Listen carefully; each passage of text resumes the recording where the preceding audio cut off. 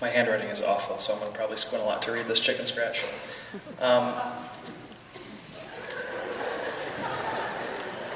The next piece of music we're going to play is special for many reasons. It was written by a composer named Brian McCloskey. Brian is the former band director for, I believe, 13 years at Almont High School, not too far from here.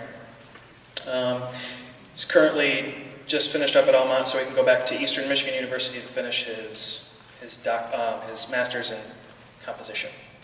On a side note, Eastern Michigan University. Are there any U of M basketball fans in here? Raise your hand nice and high so we can see who you are. Okay, I'm an EMU alumni, and I don't know if you saw the basketball game last night, but it's been, I can really rub it in because it's once every like 30 years we beat U of M at something, so. Back to the next piece. Me and Brian McCloskey, the composer, have a few things in common.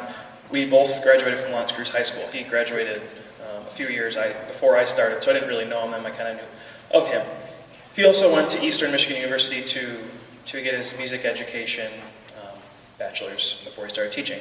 Again, a few years ahead of me. He was also the drum major of the EMU marching band before my time. And I never really knew him throughout all those years until later in college. We had a mutual friend whose name was Nick Allen Saputo. Nick was also a L'Anse Creuse graduate, percussionist, about 4 or 5 years older than I was. He was in the drum line at L'Anse Creuse, was a member of a few other winter drum lines, including one not far from here, called Eastside Fury, who normally rehearsed in Harrison Township, but actually their first year in existence rehearsed here in Dakota High School, believe it or not. So Nick spent many hours even in this school. He was a member of the Cadets Drum and Bugle Corps, which is a pretty consistent top 5 world finalist and DCI finals. Played snare drum there for the drum line. He also taught many high school drum lines, including a winter drum line that I was a member of through college. Also known just for loving music and loved playing piano. This piece is written in memory of Nick Saputo, who passed away 5 years ago in a car accident. Tonight we have Mr. and Mrs. Saputo here with us to enjoy this performance of Pale Spring, which is written in memory of their son. This piece starts off with the piano,